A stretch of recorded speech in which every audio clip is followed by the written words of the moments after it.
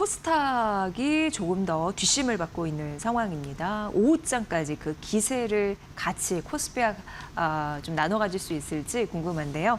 오늘 정경민 IBK 투자증권 분당지점 팀장 모셨습니다. 어서 오세요. 네, 안녕하십니까. 네. 많이 빠졌었잖아요. 근데 오늘의 반등, 오늘의 상승세 어떤 느낌이세요? 제가 보는 네. 관점에서의 오늘 반등은 자율 반등. 자율 반등? 조금 이렇게 있어 보이게 얘기하면 기술적, 테크니컬한 반등 이렇게 좀 네네. 해석을 좀 하고 싶은데요. 그동안 이제 삼전 닉스에 쏠렸었던 수급이 약간 이제 완화되면서 전체적인 어떤 반등이 나오는 것, 또 상승이 나오는 것, 이거는 이제 그동안 이제 삼전 닉스 그리고 거의 관련된 ETF 2배짜리 ETF 거기에 좀 집중된 수급에 좀 불편해하셨던 분들은 오늘 같은 그림을 좀 기다리시지 않았을까 이렇게 좀 생각이 듭니다.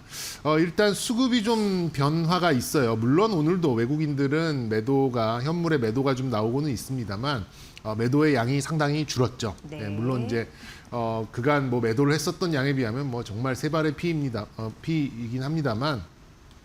외국인들의 선물이 어쨌든 7월 들어서 좀 매수 쪽으로 좀 잡아들고 있고요. 어제 이제 옵션 만기일 날 제가 좀 특이하게 본 게 외국인들의 풋옵션의 매도, 그러니까는 하방으로 주가가 빠져야지 수익이 날 수 있는 그런 포지션을 좀 많이 쌓아놨는데 어제 하루만 거의 200억 가까이 좀 정리가 되고 2분기 전체로 봤을 때는 3천억이 넘게 그런 하방 포지션이 좀 정리된 걸로 봤을 때는 확실히 외국인들도 리밸런싱을 하는구나.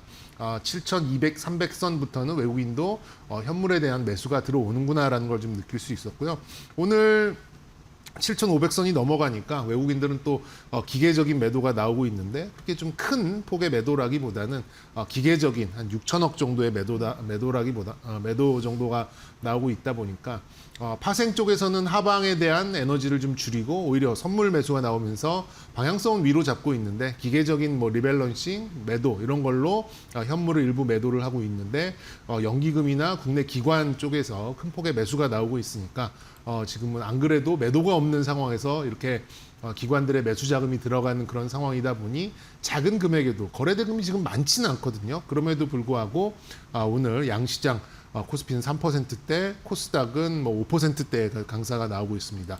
코스닥 시장도 좀 아쉽긴 합니다만 이제 HLB와 펩트론의 그런 좀 삐끗한 이제 이런 시세만 아니었으면 오늘 훨씬 더 큰 그런 시세가 나오는 이제 그런 국면으로 볼 수 있기 때문에 수급 국면. 저 개인적으로 보는 이제 그런 관점에서는 어제 그제 그러니까 수요일 목요일 날 만들었었던 7천선 초반에 그 저점을 다시 깨는 일은 없지 않을까. 깨더라도 그거를 회복하려는 속도가 굉장히 크지 않을까라는 좀 생각을 좀 가지고 있습니다.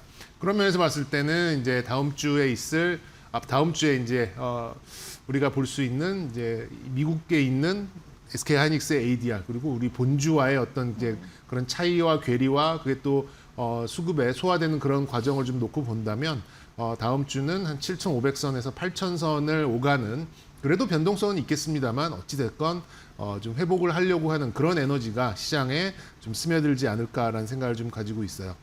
특히나 오늘 어느 정도의 확산이 나오면서 그간 실적과 또 여러 가지 재료들을 다 이제 주가에 반영하지 못했던 이제 그런 업종들로 좀 확산이 나타나고 있는 거는 상당히 좀 반길만한 이제 그런 요인이 아닌가 좀 생각 들고요. 특히나 지금 오늘 또 이따 반도체 시간에 조금 더 말씀드리겠습니다만 마이크론의 추가적인 투자 또 메타의 캐펙스 상향 이런 얘기가 좀 나오면서 그간 좀 의심의 눈초리가 좀 있었던 네. 반도체에 대한 이제 그런 시각도 그 우려감이 상당히 뒤로 좀 후퇴한 게 아닌가라는 좀 생각이 좀 들기는 합니다. 그리고 이제 이때는 이런 전략을 좀 세울 수 있겠죠. 어느 쪽이 이제 오늘은 이제 자율 반등, 다음 주 초까지도 자율 반등이 나올 것 같은데 그 이후에 어느 쪽에 반등이 크게 나올 것이냐. 시장도 망가졌다 회복을 하는 상황이고 내 계좌도 망가졌다 회복을 하는 그런 상황이라면 어느 쪽에 반등이 빨리 나오느냐를 찾으셔서 이제 포지션 또 비중 조절을 하는 그런 좀 적극성이 좀 필요한 시기가 아닌가라는 좀 생각이 드는데 개인적으로는 이게 완전 아니 극단의 그런 쏠림이 완화되는 그런 국면이지 쏠림이 완벽하게 해소되기에는 좀 어려운 것 같아요. 어제만 보더라도 이 두 종목에 해당되는 관련된 ETF까지 합치면은 거의 시장 거래 대금의 80%를 전자닉스 관련된 그런 종목들로 좀 집중이 되어 있다 보니까 이게 다소 완화가 될 뿐이지 이게 뭐 예를 들어서 20% 30% 이렇게 좀 떨어질 가능성은 좀 없다라는 이제 그런 말씀을 좀 드리는 거거든요. 그런 면에서 봤을 때는 시장은 또 레버리지 ETF에 대한 이제 그런 규제 뭐 이런 얘기도 좀 있기 때문에 예전과 다른 극단의 쏠림에서 그냥 일반적인 쏠림 정도로 내려오고 약간의 그런 좀 완화되는 그런 분위기가 시장에 어떻게 좀 또 펼쳐지는지를 바라보는 게 아마 이제 다음 주에 좀 봐야 될 이제 포인트라고 생각이 들고요. 어쨌든 뭐 제가 말씀드린 대로 다음 주 장은 SK 하이닉스의 ADR이 이제 시장에 좀 녹아들고 또 이렇게 안착되는 그런 과정에서 점진적으로 회복하는 이제 그런 수급을 통해서 한 7,500선에서 8,000선의 변동성을 가지고 좁은 박스권에서 이제 완연한 회복세를 보이는 그런 양상으로 흘러가지 않을까. 코스닥 시장도 오늘 이제 좀 상승을 좀 보였기 때문에 어느 정도는 좀 올라왔습니다만 뭐 단기간에 이게 뭐 1000포인트까지 올라가는 이제 그런 힘을 나타내기는 어려울 것 같아요. 그래서 코스닥 지수도 한 900포인트 정도를 탈환하려는 그런 노력을 좀 보여주지 않을까 이렇게 좀 시황은 풀어보도록 하겠습니다. 네. 오프닝 때 코스닥이 강하다. 예, 장 초반보다 그래도 후반이 좀 강하다. 뒷심이 붙고 있다라고 말씀드렸는데 그 이유는 반도체 소부장이 붙고 있습니다. 네. 현재 전반적으로 반도체 가장 뭐 핫한 섹터임은 뭐 두말할 나위 네, 없죠. 예, 이번 주도 특히 이제 SK 하이닉스 상장 이슈 네, 때문에 계속해서 이제 화제가 될 것 같습니다. 네. 그리고 삼성 그리고 SK 하이닉스의 이제 대규모 투자 이슈도 있고요. 어떻게 네. 보세요? 일단 좀 단편적으로 봤을 때 그냥 딱 직관적으로 봤을 때 올 한 해만 놓고 본다면 소부장들의 움직임보다는 저는 전자닉스 쪽이 조금 더 옳지 않나라는 생각을 가지고는 있어요. 기본적으로. 근데 올해까지요? 네, 올해까지는. 근데 소부장 쪽으로의 어떤 이제 수도꼭지, 이 물길이 좀 나가는 이제 그런 흐름은 아마 이제 내년 초부터 좀 본격화될 가능성이 높습니다. 뭐 우리나라 자체적인 이제 그런 서남권의 그런 투자도 좀 있고요. 그리고 하이퍼스케일러들의 뭐 실적을 봐야 된다라고 하지만 그쪽에서 투자를 줄일 가능성은 저는 거의 없다라고 생각이 들거든요. 네. 오늘 나오는 마이크론의 이제 증설 이슈, 메타의 증설 캐펙스 증가 이런 것들을 생각해 봤을 때 뭐 잉여의 뭐 컴퓨팅 뭐 이런 것들은 다 노이즈였다라는 거를 좀 아실 수 있을 것 같아요. 여기서 하이퍼스케일러 중에 한두 군데가 우리는 이제 지쳤으니까 만세를 부르겠다 뭐 이렇게 할 가능성은 저는 거의 없다라고 생각이 들고요. 그리고 시장의 오해라기보다는 좀 과한 기대가 SK 하이닉스 ADR에 있는 것 같아요. 네네. 물론 장기적으로 봤을 때 SK 하이닉스가 지금은 이제 2.5% 정도의 이제 비중의 주식을 맡기고 그거를 가지고 이제 예탁 증서를 좀 찍어내는 건데 뭐 향후에 이제 25%까지 늘어날 수 있는 이제 그런 여력은 있습니다. 하지만 이게 미국에 갔다 그래서 곧바로 300만 원으로 올라가거나 뭐 그러지는 않을 거예요. 네. 아무래도 이제 미국에서도 이제 지수 편입이 되고 어느 정도 시스템에 의한 뭐 ETF나 이런 것들 편입이 되면서 그런 수요가 어느 정도 녹아들고 나서 차츰 그런 펀더멘탈이 주가에 녹아드는 이제 그런 시간이 좀 필요하기 때문에 ADR이 상장됐다라고 해서 이게 무슨 매직 키워드 뭐 완전 만능 열쇠가 되는 건 아니거든요.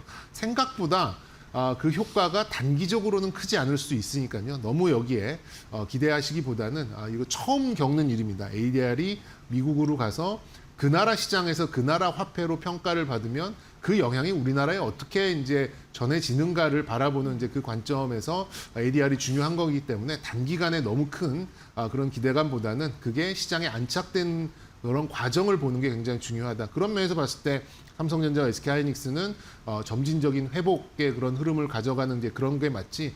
갑자기 뭐 삼성전자 다시 뭐 35만 원, SK하이닉스 300만 원 이렇게 올라가는 속도감보다는 이렇게 점진적인 흐름이 나올 가능성이 높다. 이렇게 좀 생각이 들고요. 뭐 그런 면에서 봤을 때는 이제 2배짜리 ETF에 대해서도 뭐 시장 관련된 이제 부처에서 아무래도 좀 규제에 대한 약간 좀 이렇게 거들떠 보겠다라는 좀 얘기가 나오면서 약간의 좀 심리적인 좀 타격이 있는 것 같습니다. 그런 뉘앙스만 보였더라도 지금 확산의 효과가 나오는 거기 때문에 그동안 얼마나 이쪽에 쏠려 있는가라는 걸 좀 세상 알게 됐는데요. 어쨌든 코스닥 쪽에서 소부장들은 낙폭이 굉장히 컸어요. 일부 종목들은 고점 대비 50%가 일주일 만에 지금 뭐 하락한 이제 그런 상황이고 뭐 그렇지 않은 그런 종목들도 최소한 뭐 30% 정도까지는 다들 밀린 상황인데 오늘 제가 뭐 자주 드린 말씀입니다만 반등의 첫날 나왔던 종목이 가장 더 세게 반등을 할 확률이 굉장히 높습니다. 오늘도 보시면 거의 대부분 전공정 관련된 종목들이에요. 물론 이제 낙폭도 크긴 했고 변동성도 크긴 했습니다만 뭐 원익 IPS나 PSK나 뭐 주성 엔지니어링이나 뭐 이런 종목들이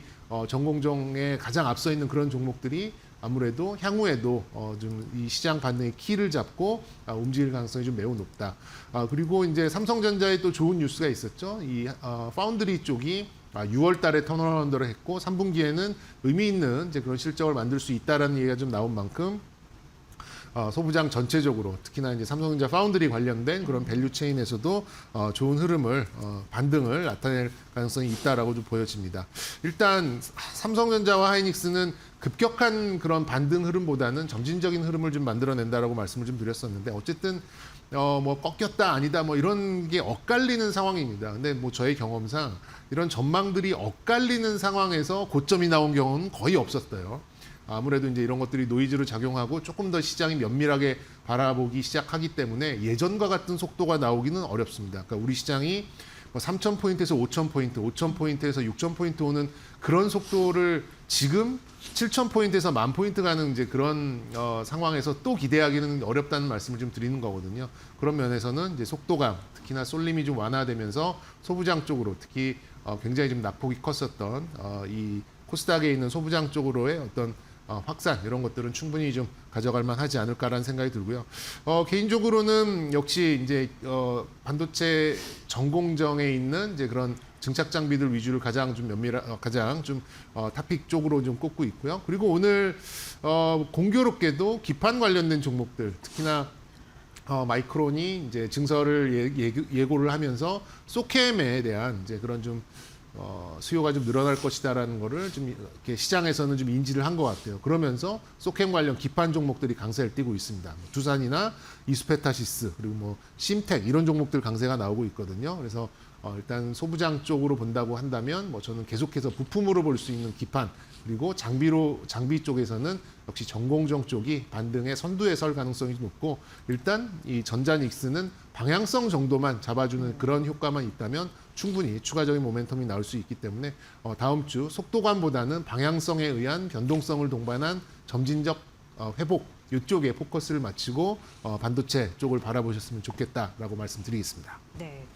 그리고 이번 주에는 하나오션의 타격도 만만치 않았습니다. 근데 예상은 캐나다 잠수함 해낼 거라고 어쨌든 뭐 반반의 확률인데 워낙 우리가 좀 잘하는 부분이 있어 그랬지만 결과는 아니었습니다. 그 때문에 수주에 대한 그런 리스크 이런 부분이 좀 부각이 되면서 주가가 떨어지는 흐름들이 있었는데요. 그러니까 수주사는 우리는 너무 그걸로 먹고 살아야 되는 나라이기 때문에 굉장히 좀 민감한 것 같습니다. 어떻게 보세요?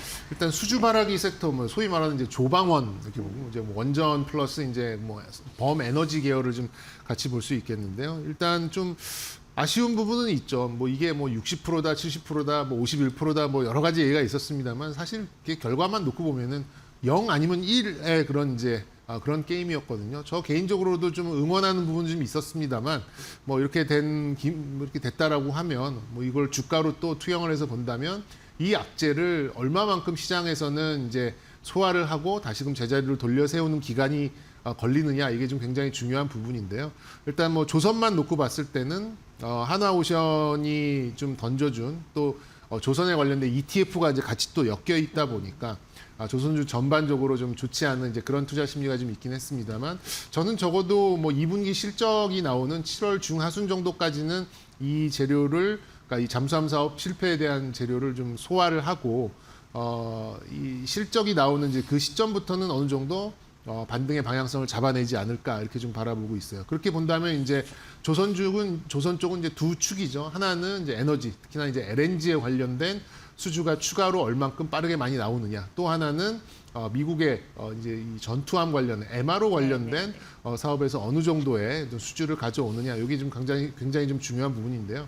이러한 뭐 내러티브나 뭐 이런 파이프라인은 굉장히 많습니다만 조선도 지금 수주가 이렇게 딱 큰 뉴스가 될 만큼 딱 터져 나오는 게 아직은 없는 이제 그런 상황이에요. 근데 이제 전쟁도 마무리 국면, 뭐 작은 노이즈는 계속해서 국지적으로 좀 일어나고는 있습니다만 그런 부분이 좀 수그러든다라고 하면 그때부터는 수주가 기다렸던 수주까지 함께 나올 가능성이 좀 있기 때문에 3분기 조선주, 수주 하나만 나오면 그게 트리거가 될 가능성은 있다. 다만 실적 발표 전까지는 조금 회복의 속도가 다른 것들에 비해서 선호의 순서가 조금 밀릴 수는 있다. 이렇게 좀 말씀드릴 수 있겠고요. 그다음에 또 수주 산업 중에 병목 현상을 속도에 의해서 이제 주가가 크게 올라갔었던 게 이제 방산이고 개인적인 좀 관심도 좀 많은 그런 쪽이었었는데 전후 재무장, 뭐 무기 업그레이드, 뭐 수출재를 다변화 이것도 뭐 재료도 많고 파이프라인도 많고 뭐 이런저런 좀 뒷 얘기가 많습니다만 어느 순간 수주 얘기가 거의 나오고 있지 않은 이제 그런 상황이었어요. 그런데 마침 오늘 폴란드 쪽에 이제 3차 K2 전차에 대한 이제 그런 가시성이 확 올라오면서 현대로템이 좀 치고 나가면서 방산주 전체적으로 분위기를 좀 돌려 세우는 이제 그런 모습이 좀 나오지 않나라고 보여집니다. 오늘은 일단 자율 반등이기 때문에 오늘 뭐 3, 4% 올라가는 거는 뭐 저는 정상이라고 생각이 들고 그거보다 더 큰 폭의 상승이 이제 어디서 왜 나오느냐를 좀 봐야 되는 상황인데 방산 쪽으로 봤을 때는 그래도 수주의 문턱 가장 가까이 있는 이제 전차 수출 때문에 현대로템이 좀 다른 종목들까지 편승시키는 그런 에너지가 있지 않나라는 생각이 들어요. 향후에 이제